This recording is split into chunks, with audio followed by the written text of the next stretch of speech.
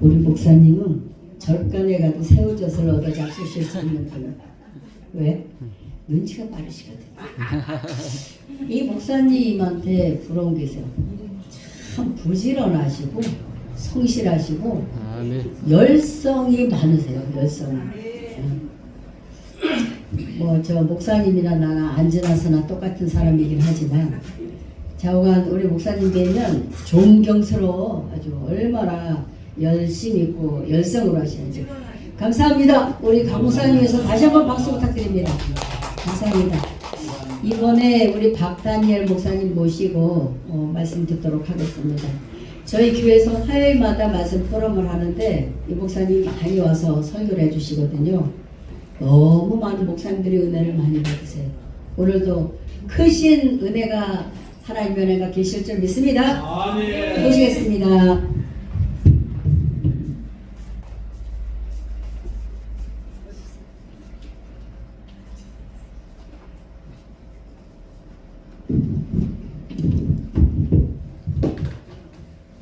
예, 할렐루야, 반갑습니다. 아멘. 예, 박다니엘 목사라고 합니다. 할렐루야. 예, 오늘 여기 이렇게 처음 주님의 인도로 오게 되어 설레고요. 또 귀한 분들, 또 존경하는 목사님들 많이 뵙게 돼서 너무 좋습니다. 이 짧은 시간 하나님의 말씀이 우리에게 생명을 준다 했으니 오늘도 서로 주고받는 그 말씀 속에 충만한 은혜가 우리 모두에게 임하시기를 간절히 바라겠습니다. 이 시간 은혜만 함께 나누실 말씀은 요한복음 9장, 조금 전에 목사님도 언급하셨던 말씀인데요. 요한복음 9장 39절로 41절까지를 본문으로 해서 실로암에 대해서 좀 더 알아보는 시간 갖도록 하겠습니다. 요한복음 9장 39절로 41절까지 우리 한 목소리 읽어보시겠습니다. 시작. 내가 심판하러 이 세상에 왔으니 보지 못하는 자들은 보게 하고 보는 자들은 소경되게 하려 함이라 하시니 바리새인 중에 예수와 함께 있던 자들이 이 말씀을 듣고 가로되 우리도 소경인가? 예수께서 가라사대 너희가 소경되었다면 죄가 없으리니와 본다고 하니 너희 죄가 거저 있느니라. 아멘. 예. 요한복음 9장의 말씀은 실로암 사건이 일어난 중요한 대목이라 할 수 있습니다. 이 말씀을 논하기 전에 우리는 요한복음 1장을 통해서 태초의 말씀이 바로 하나님이라고 하셨죠. 그 말씀 안에 생명이 있고 그 말씀이 빛이라고 했습니다. 태초에 성경이 있는 게 아니라 말씀이 있다고 했죠. 성경을 아무리 다독 정독을 많이 해도 저절로 생명 얻는 게 아니라 성경 이면에 숨겨진 진정한 뜻을 깨달았을 때에 그 뜻이 바로 깨달음으로 작용이 되고 우리 영적인 피와 살이 되었을 때에 생명을 주고 우리에게 빛이 되는 줄 믿습니다. 그럼 말씀이 없다는 것은 하나님도 안 계신다는 것이고 말씀이 없다는 것은 생명이 아니라 사망인 것이고 말씀이 없다는 것은 빛이 아니라 어둠인 거예요. 빛의 자녀와 어둠의 자녀를 논하고 있지만 우리는 잘못하면 신앙인은 빛의 자녀, 예수 잘 믿는 사람은 빛의 자녀, 안 믿는 사람은 어둠의 자녀 이렇게 단순한 생각할 수 있겠지만 좀 더 조금만 들여다봐도 이건 뭐 불신자나 타종교는 속히 예수 믿어야 될 대상자지 어둠에 속한 어쩔 수 없는 상황인 것이고 믿는다 하지만은 결국 뭐가 없으면요 말씀이 없으면 어둠의 자녀라고 볼 수밖에 없는 겁니다. 이건 사람의 기준이 아니라 하나님의 기준 아니겠습니까? 자 그러면 이 요한복음 9장은 세상에 다하는 실로암 사건이에요. 스토리를 먼저 우리가 이해를 해야 되겠죠. 예수님께서 길 가시다가 날 때부터 소경된 사람을 봤어요. 그때 제자들이 질문했죠. 이 사람이 도대체 누구의 죄 때문에 이런 상황입니까? 그 사람의 죄 때입니까? 부모의 죄입니까? 도대체 어떻게 됩니까? 했을 때 예수님께서 주신 답변의 말씀은 이 사람의 죄도 아니고 부모의 죄도 아니다. 이 사람을 통해서 하나님의 일을 나타내려 한다. 이런 의미심장한 말씀이 있습니다. 그 당시에 오늘날 시각장애자가 그 사람만 있었던 게 아니에요. 모든 태어날 때부터 소경된 사람이 하나님의 일을 나타내지 않다는 겁니다. 요한복음 9장에 등장했던 그 날 때부터 소경된 그 사람을 통해서 그에게서 누구의 일이요? 하나님의 일을 나타내고자 한다는 게 중요한 의미가 있고 거기에 주목을 해야 돼요. 도대체 무슨 일을 어떻게 했길래 날 때부터 소경된 이 사람이 하나님의 일을 나타내게 하려 한다는 것인가? 그러시면서 갑자기 이제 요한복음 9장 4절 5절 말씀하시죠. 때가 아직 낮음에 나를 보내신 이의 일을 하여 하리라.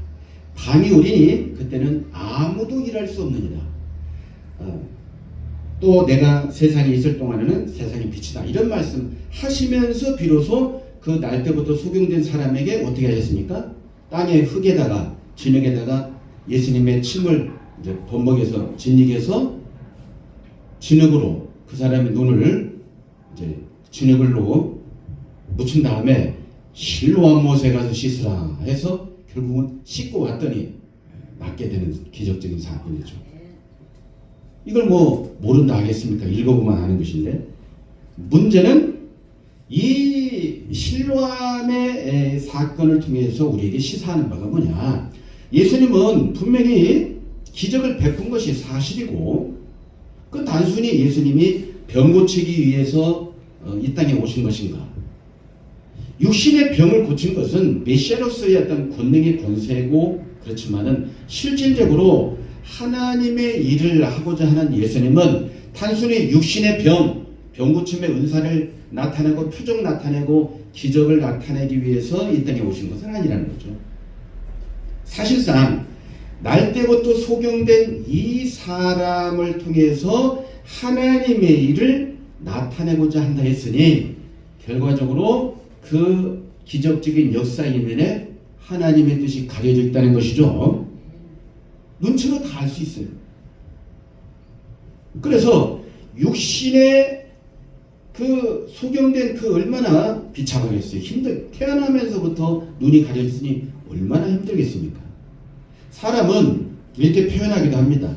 우리 몸을 1000냥이나 했을 때 눈은 900냥이란 말을 옛날부터 했어요. 그만큼 눈의 비중이 크다는 거죠. 눈이 약하면 얼마나 시력도 약하면 불편한지 몰라요. 그만큼 소중한 것이 눈인데 날 때부터 소경이었으니 얼마나 힘들었겠는가. 그래서 그러한 상황에서 기적 같은 일이 벌어져서 실로암 못에 가서 씻었더니 나았다. 이 얘기는 기적적인 일이고 당시에 많은 사람이 관심을 가졌겠지만은 또 시기하는 사람도 있었어요. 그 당시 유대인들, 바리새인들은 그걸 인정하려 들지 않았습니다. 이걸 가지고 뭐 안식일에 고쳤다는 둥. 또 당시에 이 치료함을 받은 이 소경된 이 사람이 이분이 메시아 같은데 시인하고 싶어도 당시에 예수님을 그리스도라고 시인해버리면 추례를 시켜버리는 분위기였기 때문에 뭐 드러내놓고 말할 수가 없는 상황이에요. 그 부모마저도 제가 장성했으니까 쟤한테 물어보세요. 이런 식으로 피해가고 지혜롭게. 문제는 결과적으로 이 소경된 이분이 메시아를 알아보는 일이 있게 됩니다. 그때 이제 결국 예수님께서 주시고자 하는 메시지가 뭐냐 이거죠. 오늘 본문의 말씀이 바로 그 말씀입니다. 주시고자 하는 메시지가 요한복음 9장 39절에 내가 세상에 심판하러 왔다. 문제는 보지 못하는 자들은 뭐하고? 보게 하고 보는 자들은 소경되게 하려 함이라 그랬죠. 이걸 문자대로 해석해버리면 어폐가 있는 거예요. 아니 보지 못하는 사람을 눈뜨게 하는 건 사실인데 멀쩡히 잘 보고 있는 사람에게 갑자기 소경이 되라! 그렇지는 않았다는 거죠. 이런 것은 문자대로 해석해버리면 큰일 날 얘기죠. 영적인 말이라는 것을 우리가 알 수가 있는 것이고 그 말은 무슨 말인가?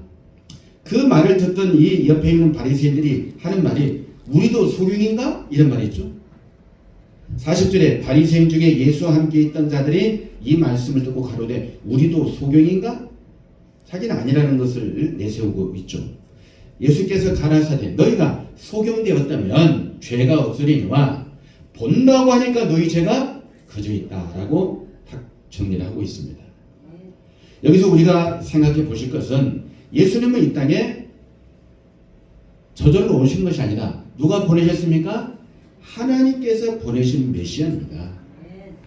결국 예수님은 단순히 소경 몇 사람 눈튀기 위해서 오신 게 아니라 날 때부터 소경된 그 사람이 예수님의 진흙과 더불어 침을 빚어가지고 눈 주변에 진흙을 묻히고 가서 실로 가서 씻은 그 사건을 통해서 우리에게 알려주시고자 하는 것은 우리는 육신의 눈만 소경을 생각할 것이 아니라 우리는 태어날 때부터 육신의 소경은 아닐지라도 영적 소경이었음을 잊어서는 안 될 것입니다. 태어나면서부터 성경 다 알고 온 사람 아무도 없어요. 태어나면서부터 영적 소경이었단 말이에요. 그래서 아무리 나름대로 배우고 익히고 해도 한계가 있는 것이고, 근데 바리새인들은 우리도 소경인가? 이 말을 하는 것으로 봐서 자기는 그래도 다 알고 있다는 식의 말이겠죠. 나는 소경이 아니다 했을 때 예수님 말씀은 너희가 소경되었다면 죄가 없으리니와 차라리 너희가 지금 나는 아무리 읽어봐도 이해가 잘 안 됩니다. 아는데 한계가 있습니다. 이런 사람은 차라리 죄가 없다는 거죠. 본다고 하니까 너희 죄가 그저 있다. 안다고 하니까 너희 죄가 그저 있다. 알 수도 없고 어차피 지구촌의 모든 사람은 예수님 외에는 다 소경이란 얘기죠. 다 소경이기 때문에 메시아가 필요한 것이고 메시아를 통해서 영적인 눈을 열어가지고 눈을 열고 메시아를 알아보고 구원받게 하기 위한 것이 하나님의 뜻 아니겠습니까? 그 실로함의 실체로 오신 분이 예수님이시란 얘기죠. 육적인 기적을 통해서 하나님의 보내신 자, 곧 실로함 자체는 하나님께 그러니까 보냄을 받았다는 뜻 아니겠습니까? 그러니까 하나님께로부터 보냄 받으신 분이 예수님이시잖아요. 그 당시에 그러니까 자기가 소경된 것을 시인하고 그분이 메시아이신 예수님께서 영적 실로함 모시라는 것을 알고 그에게 가서 겸손한 마음으로 배우고 듣고 하다 보면 눈이 열렸을 겁니다. 그러면 구원을 얻었을 거예요. 그러나 대놓고 무시하기도 하고 그것을 알아보기까지 많은 장애물이 있었다는 거예요. 그러니까 요한복음 9장 4절 5절 하신 말씀, 예수님이 살짝 자신이 실로함임을 소개하고 있는 거예요. 요한복음 9장 4절 때가 아직 낮음에 나를 보내신 이의 일을 우리가 하여야 하리라 그랬죠. 보내셨다는 말이 나오죠. 나를 보내신 이. 보내심을 받은 자라는 것이 실로함이라면 그 하나님께서 예수님을 보내셨기에 예수님의 영적 실로함인 줄 믿습니다. 그래서 영적 실로함인 것을 알고 겸손한 마음으로 배우고 들었다면 눈이 열렸을 거예요. 그 예수님은 그 당시에 모든 사람이 소경인 줄 알고 성경을 아무리 봐도 창세기부터 만나수까지 나름대로 읽어보고 묵상하고 가르쳐도 한계가 있다는 걸 알고 그 당시에 모든 지도자 물론이고 모든 종교인들이 다 영적 소경인 것을 알고 그들의 눈을 열기 위해서 오신 것입니다. 안 그렇겠습니까? 그러나 눈 연 자는 불과 몇 명 안 되었다는 거죠. 자, 그래서 그 당시에 깨달은 자는 제자들 분도들 이런 분들이었죠. 자, 문제는 이것을 이제 지나간 과거사죠. 누가 실로함 그 CCM을 작사 작곡했는지 얼마나 일반 세계에서 CCM을 부른지 모릅니다. 어두운 밤에 하면서 캄캄한 밤에서 오 주여 당신께 감사하리다 실로함 내게 주셨음을 그런 CCM 많이 불러요. 저는 안타까운 게 있어요. 실로함 받았다고 큰소리치고 감동적으로 찬양을 부르면 본인이 정말 눈이 열렸느냐. 눈이 열리지도 않고 실로함 노래 찬양 부르고 있으면 그것도 좀 어폐가 있다 이 말이죠. 실로함을 만났으면 눈이 열려야 돼요? 안 열려야 돼요? 열려야 되는 거 아닙니까? 2000년 전에 실로함 왜 필요했느냐? 어차피 태어날 때부터 속인 거예요. 창세기부터 말라기까지 안다 하지만은 오직 아시는 분은 예수님밖에 없었다는 걸 알 수가 있어요. 문제는 그게 다가 아니라는 거예요. 그렇다면 우리는 어떤 상황인가? 예수님 이후로 이 땅에는 밤입니까? 밤 아니겠습니까? 내가 감히 이 땅에 밤이 온다고 요한복음 9장에 말씀했지 않습니까? 밤이 오리니 그때는 아무도 일할 수 없느니라. 밤이에요, 밤. 예수님 이후로 뭐 속사도 시대가 많이 있었지만 결과적으로 어느 때가 되면 다 밤에 다 허감천지로 바뀝니다. 누구 하나 제대로 아는 사람이 있다고 보겠습니까? 없다고 보겠습니까? 없는 거 아니겠습니까? 밤이면 폼으로 밤이 아니라 알 수 없는 시대, 무제한 시대, 그렇게 갇혀버리는 거죠. 그러면 이 시대가 어떤 시대냐? 이 시대가 그러면 다 알고 있는 시대냐? 예수님 하신 말씀이에요.